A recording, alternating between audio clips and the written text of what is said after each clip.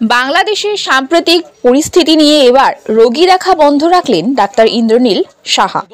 বাংলাদেশের বিভিন্ন জায়গায় জাতীয় পতাকা বিছিয়ে রাখার জন্য পাশাপাশি তিনি জানান, আগে দেশ পরে রোজগার। এই পদক্ষেপে সাধুবাদ জানানোর পাশাপাশি তাকে প্রণাম জানান শুভেন্দু অধিকারী। দেখুন কি বললেন তিনি।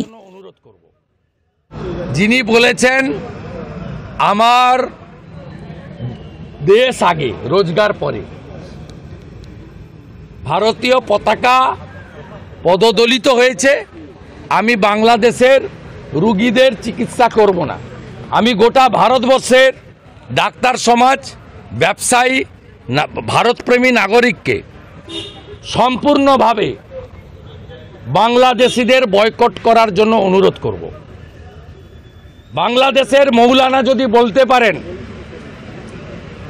যে প্রামাণিক সিল হিন্দু সম্প্রদায়ের নাপিতদের কাছে চুল দাড়ি কাটবেন না, মোদকদের কাছ থেকে মিষ্টি নেবেন না, ময়রা হিন্দু বাড়িতে মিষ্টি বানিয়ে খান। আমিও এখান থেকে ভারত প্রেমীদের বলতে চাই, রাষ্ট্রবাদীদের বলতে চাই, কড়া উত্তর দেওয়ার সময় এসেছে।